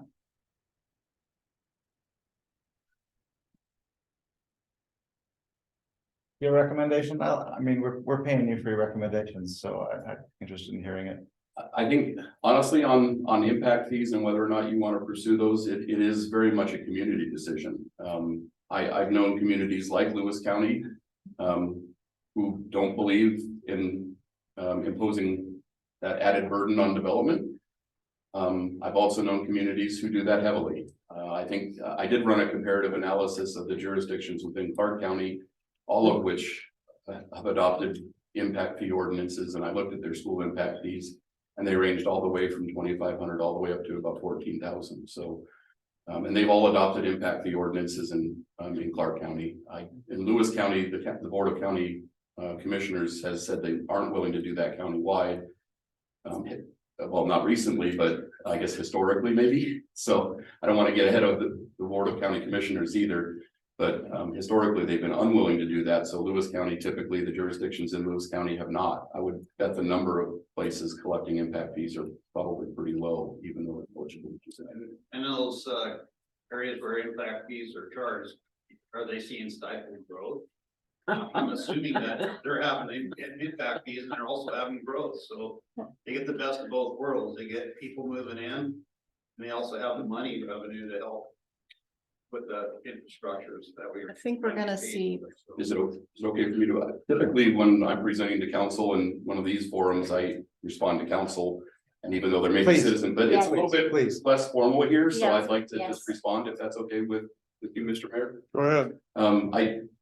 The arguments about whether or not it stifles growth are more along the lines of affordability.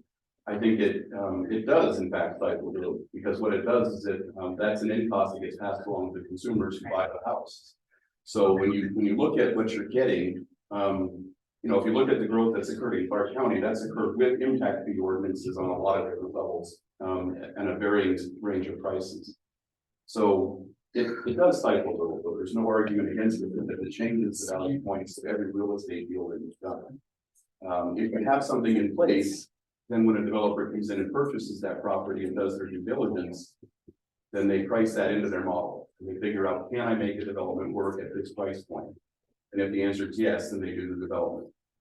So can I, Please. because you're asking us for a way to move forward, so this is what I'm thinking, and I'm sharing this with council. These are my thoughts, and then I feel like if we do not establish an impact fee ordinance, then we let it go through the process, and the impact fees that are collected are lessened. And then I feel like whatever the cost is that's needed is going to then be put forward onto the citizens as a whole, and the citizens that are already here. I would rather see the cost be paid from the new development than for the county or whatever other process there is to lessen the amount of money that is able to be collected, and then there not be enough money to house students, and then now we're coming back to say, well, now, you know, we're either running a bond or because we don't have enough room in our buildings. So I would rather see the money fronted up. Yes, I would agree And with so that. I'd say that we do have you move forward with, Yeah. Investigating. Yes. well, so do you wanted a motion, is that what you had said? Yeah, I just like their direction as to whether or not staff should spend the time and the effort to bring back more information on impact fee ordinance and maybe some draft language of impact fee Okay, so then ordinances. I'm gonna make a motion that your staff go ahead and pursue that, collecting the information, for the impact fee ordinance. That would be my, I hear a second. I'll second it. It's been moved and seconded. Any more discussion? I believe that people move here for our schools, and for our community. And I think if we don't do our due diligence, and I feel like we don't be proactive, we aren't proactive. We have a finite amount of space and people want it. I believe that we need to have them pay for it. And our schools are our jewel, so let's be proactive, guys. Any other discussion? Let's vote on, all in favor, say aye. Aye. Opposed? Motion carries. Todd, move forward. Thank you, sir. You're welcome. Number 6 is proclamation of support of the MMIW missing murdered indigenous women's, children and men. Chief? Yeah, just, again, to reiterate what I said before, you know, what does the city of Toledo and the citizens have to gain from this? And it really comes down to legacy. You know, that's how I live my life. You know, from the Marine Corps to law enforcement, to just everything I've done in my life, I've tried to live by legacy. When I pass away, what is going to be said about me? What did you do with your life? The city of Toledo, the history, the culture has the same opportunity here. You know, it's something you can add on to your museum, something you can add on to just, you know, the heritage of the city of Toledo. And that is to add that simple additional, up here, we have a rough draft of it. It just says MMIW ally. And so if it is granted that opportunity to do that, my thought process is to invite local tribes and have a ceremony over here. Some of you don't know, but I testified on House Bills 1571 and 1741 at the request of Olympia state lawmakers in support of those bills for MMIW. And so I'm sure that some of Olympia would come down for this. We could have the host drum out here by the espresso shop do our due diligence, make sure it's a nice sunny day. You know, we have to look forward here in the process and have, you know, the drum group out here. There could be an official ribbon cutting ceremony with Mr. Mayor and the city council. We can invite the Cowlitz Indian tribe to be here. We can invite Chehalis, you know, whatever tribes would like to be here. We could really make this something that would, that I personally think that would impact and help promote the safety of all women. So that's mine. Okay, thanks, Chief. And if I see in a few cities around the lower part of Washington, the rural part, posted within the city, this city is a missing women's and yes, there's signs posted on either side of the city as you enter. Absolutely. As you come into the city and as you Yep. exit. Yep. This is a safe haven or, Yes, you know, that's what it or is, whatever safe you want to call it. Yeah, that's up to you guys. Absolutely. Well, I like that idea. Along Any with, questions or does anybody have any? I'll make a motion that we accept the proclamation. I will second that motion. Anyone second? Oh, Okay. yeah, base pending attorney review, because apparently it hasn't been reviewed yet. I put that in there, just, Okay. I did send an email to the attorney and they have not responded, so that to me tells me they're fine with it.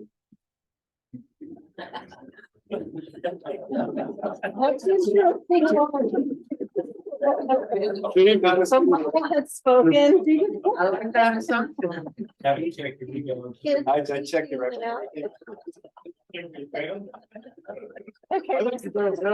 We check that, I can see it there. Holy moly, you put yourself out there on a limb, Chief. We can. It's a We can. flexible limb, right? There's Yeah. been a proclamation, Okay. it's not an ordinance. Yeah. There's been discussion. Is there any We more just need to discussion? vote. Yeah. Chief, go check your email. Go ahead. Any more discussion? I'd like to say, thank you for bringing this forward. Yep. I knew nothing about it before you came here, so. And I'll say the same thing to the group. I knew nothing about this, when I was the assistant chief of the Cowlitz Indian tribe, when the Honorable Mr. Bill Aiel came up and said Savannah's Act, literally just set it down, said, I want you to read this and do something about it.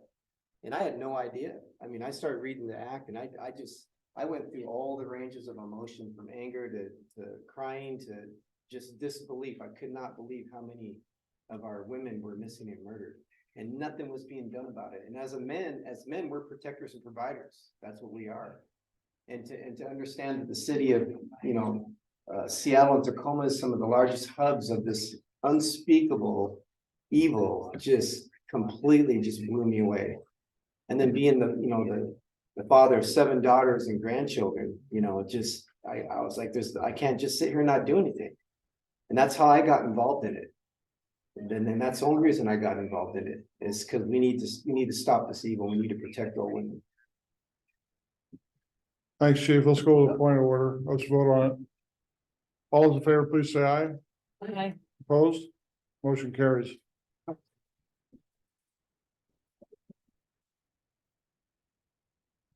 Thank you all for that.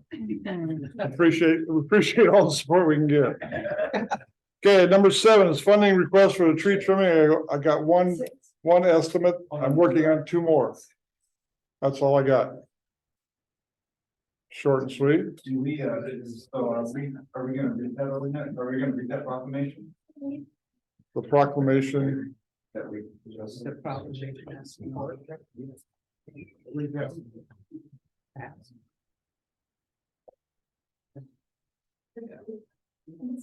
Yeah.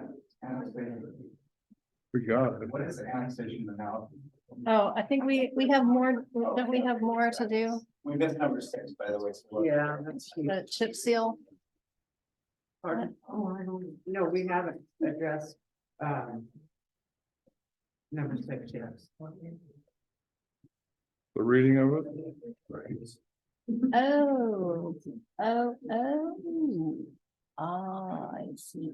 Okay. Come on. Oh.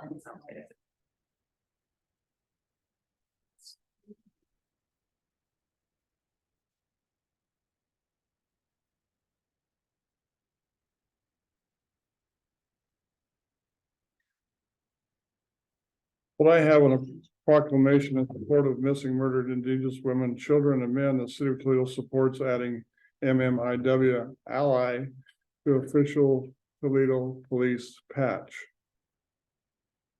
Is that the information you wanted on a proclamation? Yes. Correct? Mhm. Thank you. I should have been looking that way, but anyway. That's all I got. Eric, is that everything on the proclamation? And then number 6. Okay. Amendment number 3. See, I told you not to get those laptops. I got the paper.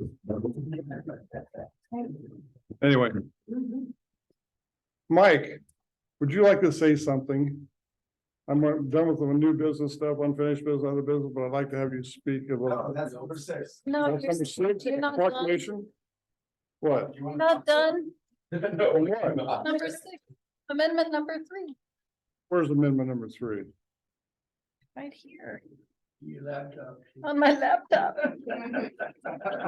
Are you talking about the Yeah, agenda I'll- items? Yeah. Yes, amendment, I'll enlarge the print. No, it's. We haven't done. So that's Mike's thing. Yeah. See, I knew that. Oh, okay. Mike, Mike, go ahead. This is, come Mike to is, Mike. Mike Johnson from Gino is our head engineer for the city of Toledo. Thank you, Oh. Mr. Mayor. You're welcome. So what I have on the agenda in front of you is a proposal to do some analysis of the impacts on capital facilities of the annexation proposal. Oh, And that includes your water, your sewer, your streets, your stormwater. And so what we're trying to do is understand what sort of impacts that annexation might have. How those impacts might be mitigated through either expansion, say, of the wastewater treatment plant at a certain level. Maybe you'd have some intersection improvements at certain areas if there are transportation impacts at an intersection that causes something to require, say, a 4-way stop, or maybe even a signal at some point at a certain level of development. So that's what this annexation capital facilities plan or capital facilities analysis does, is it looks at those projected demands on your systems, identifies what those impacts are, and then allows you to make a determination as to, wow, that's a lot. Maybe we should be scaling that back, or maybe that's something that we need to have the applicant help mitigate. So the proposal is for amount of $40,000. That is a cost that you could condition the applicant on essentially paying as part of the analysis for that annexation proposal. I like that part. Yes, me too. Any questions? Do we need a motion on that, Mike? Yeah, if you, Okay, Everybody know what the question is? Put it on the builders. Correct? The amount of 40,000 or the city, one or the other's gotta pay for it, and I really don't wanna pay for it. Put it on them. Anyway, We would have to pay for it and get reimbursed. No, is that not what you're saying? So the bill for it? it goes straight to the builders, doesn't it, Mike? Well, we would bill you, but you pass it to the. Okay. I'll make a motion that we accept this amendment number 3 to the contract for professional insurance services. I'll second that. It's been moved in second. Any more discussion? When will this work happen? Well, we need to get it done before you make a decision on the annexation, so you're gonna get done here in the next 2 months. Okay. Okay, let's vote on it. All those in favor? Will you be working on the intersections of the 506 and Plamondon and like all the where Yeah, everybody's so gonna. we've got a sub-consultant who's helping us. We've identified several of the intersections that would The be hot spots. most likely. All right, And these are things that the county wants to know as well, since we're affecting the road, roads there. Yeah, along the- okay. to do it later. right, okay. Okay, let's vote on it. All those in favor, please say aye. Aye. Opposed? Motion carries. Mike, you got the ball. Thank you. Okay. Funding request for tree trimming. I have 2 more bids coming in. I still haven't been able to contact the people. I've left messages and they're gonna get back to me. That's as far as I got with the request for the 3 bids on the tree trimming in the park. Unfinished business, I have nothing. Other business, I have nothing. Public input. Public want to say anything? Now's the time to say it. I got April Archer. What she said. April? April. Yeah. I'm sure that all you guys who are in the city, whether they want to work, are a little bit ticked off about a lot of things. My biggest pet peeve is my neighbor, who is Jill Amrine, who bought less than Tina Badley's house.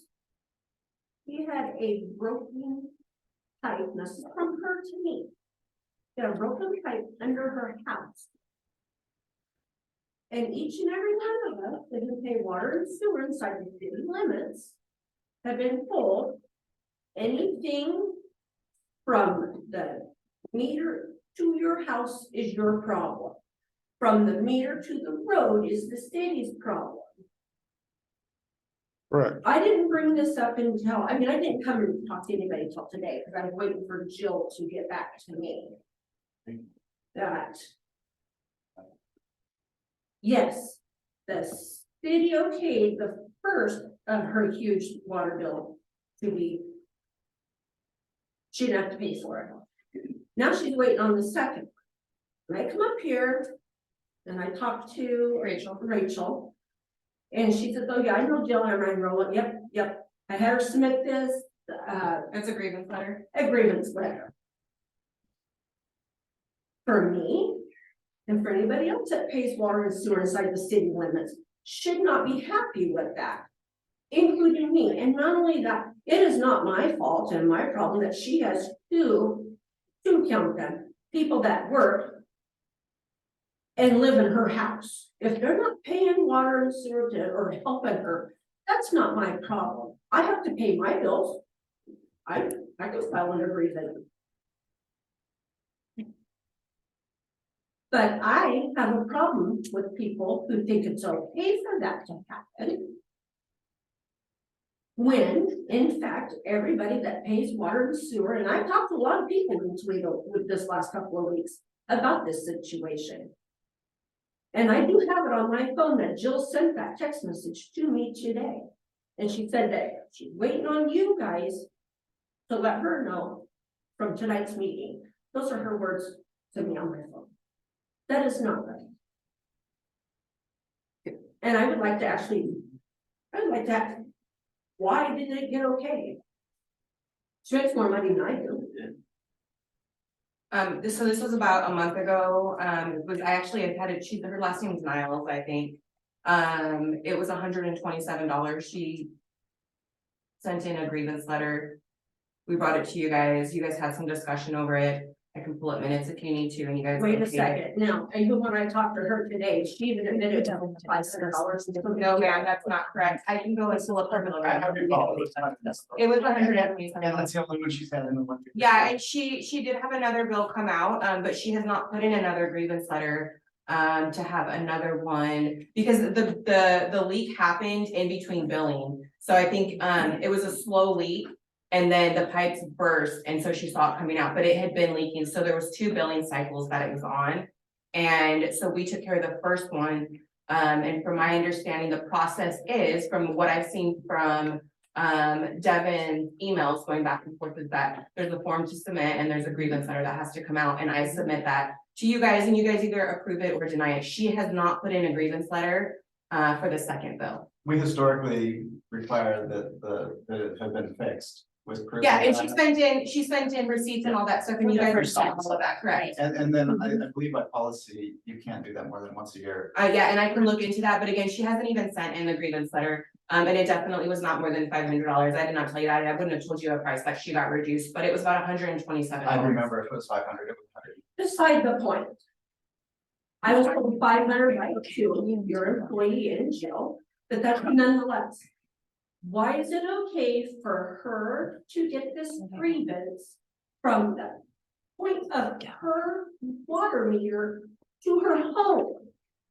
Instead of the side for the city, it wasn't on the city side.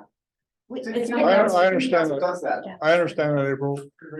I'll address it. Thank you. April, we're here to help people that need help. Now listen, hear me out before you say anything, okay? If you ask for help and come bring us a paper of some sort, and ask for help, and you had a leak, you didn't know about, it was gone. We help people.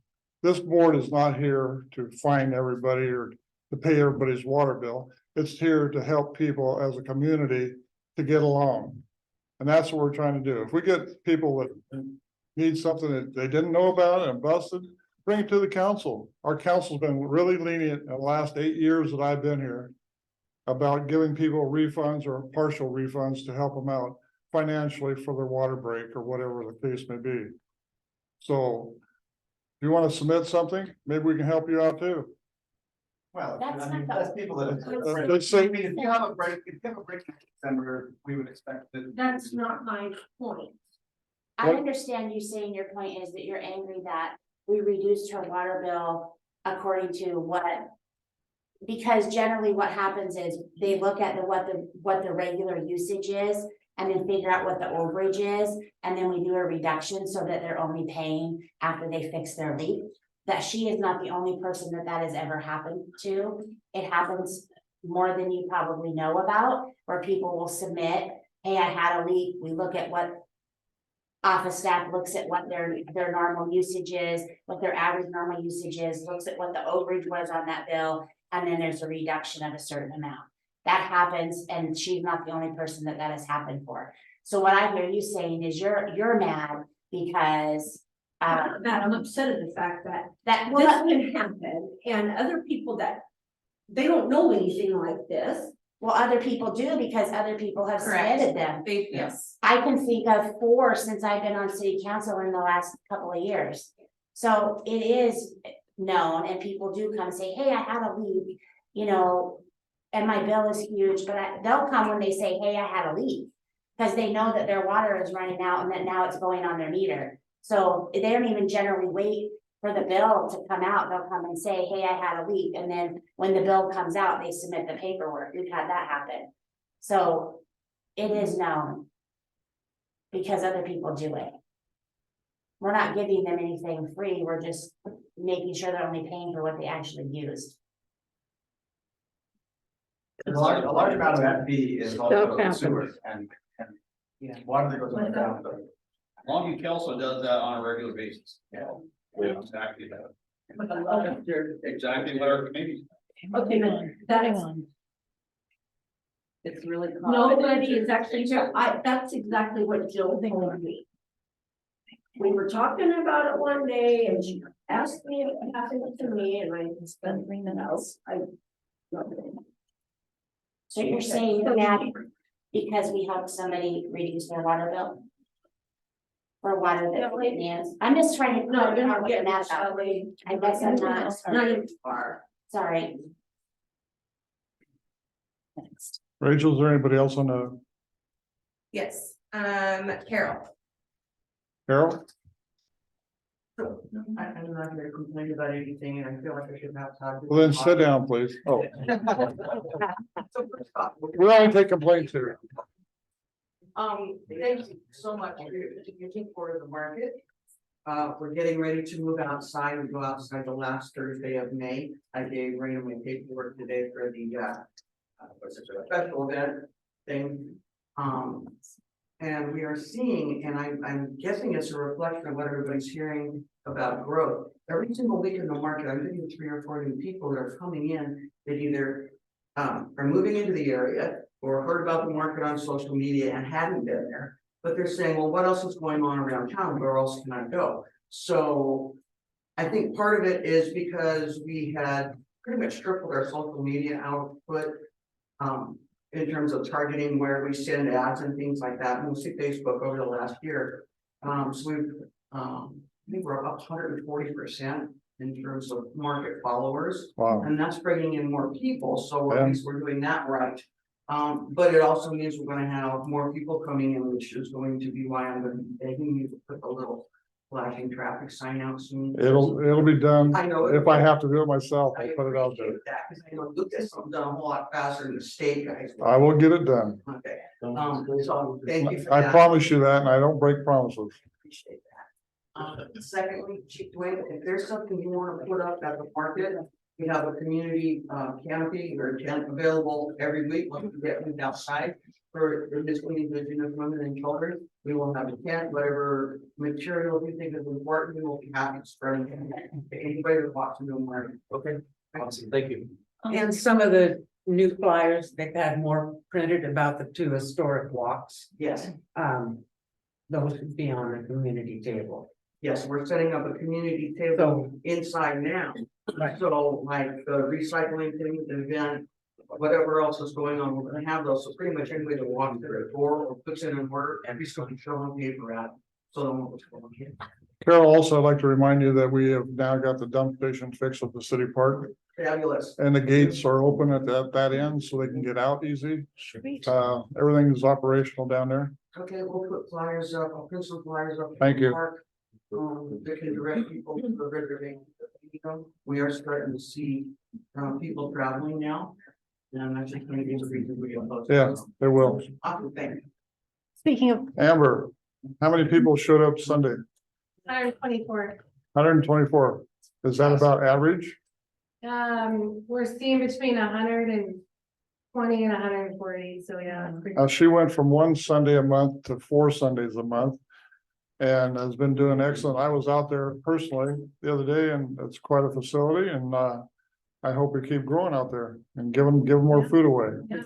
You might say it's Toledo Neighbors Program. Another thing that's. We didn't say that. Tuesday night community dinner at the middle school. I believe that. Yeah, I believe that. We had as high as 125. Yeah. One Tuesday, we had several of the track team boys came, and we're feeding an average of 70 to 80 people Wow. every Tuesday night. A lot of them are seniors. And a lot of them come from donations from you people Yeah. out there that do this, the time and Yeah, Dwayne, effort spent. You got to see how many, you got taken. You should have seen how much food he took home. Yeah. Dan just kept keeping it on there. Chief, reservations, I forgot to ask that, how the park reservations were.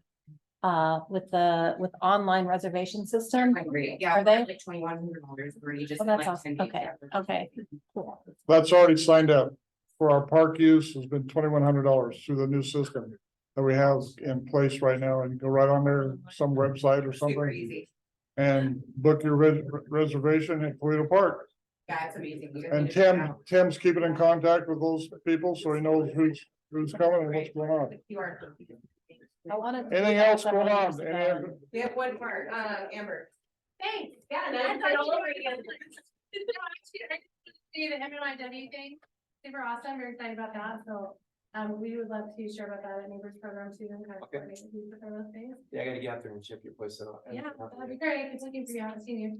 I'm not gonna be here this weekend, so don't come this weekend or I won't know. This weekend. I want to ask about Doxo. Is that gonna cost the city? I think the fee is like 2.6%, but it's also 2.6% here, so if you're calling It's to the same. pay, yeah, if you're calling to pay online or you're calling in the office to pay, it's the same, so yeah. Was this interested in that? And then I just wanted, now I talked to Chris briefly on our. I had a present for him in my car. So we go out and I would just really encourage the city to not adopt a planning ordinance fee and to really consider the SEPA mitigation instead. Regardless, the community is gonna pay for a new school at some point, but that puts the growth, you know, through SEPA paying that fee, and I think that it's doable without you guys opening up the cluster of saying, oh, there's 5 cities in Lewis County I'd love to build in, but Toledo's not one of them, because right up front, there's this fee looking at me. And I think that people see that, so just consider that when you're there, your planning. Rachel, anybody else? No. Okay, I'll entertain a motion to adjourn. A motion to adjourn. Do I hear a second? Second that. All in favor, say aye. Aye. No more discussion. I agree. Thank you. Thank you for coming. Appreciate that.